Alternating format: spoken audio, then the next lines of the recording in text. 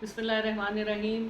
आज हम बात करेंगे फिलर्स की। बहुत से लोग पूछते हैं फिलर्स कितने टाइप्स के होते हैं, कैसे होते हैं। तो बेसिकली 3 किस्म के फिलर्स होते हैं।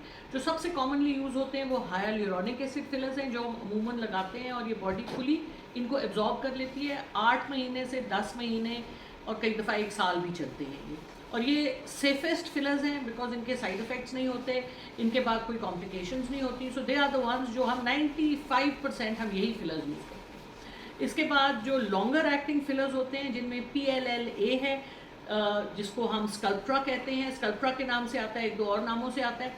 ये वो फिलर्स होते हैं जो जब हम डालते हैं तो ये साल 1.5 साल और तक चलते हैं, 2 साल तक भी चलते हैं, लेकिन ये कोलेजन को स्टिमुलेट करते हैं। तो ये इनका बड़ा पॉजिटिव लोग इसको पसंद करते हैं कि कोलेजन को स्टिमुलेट करते हैं।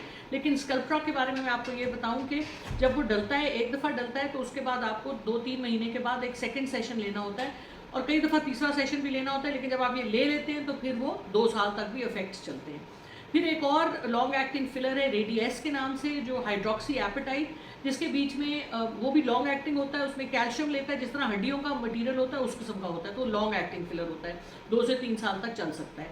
लेकिन ये जो लॉन्गर एक्टिंग फिलर्स होते हैं इनके साइड इफेक्ट्स होते हैं, थोड़ी स्वेलिंग भी कराते हैं, लेकिन जिसको सूट कर जाए तो बड़े ज़बरदस्त रिजल्ट्स हैं। तो इंशाल्लाह see you soon and look forward to a beautiful you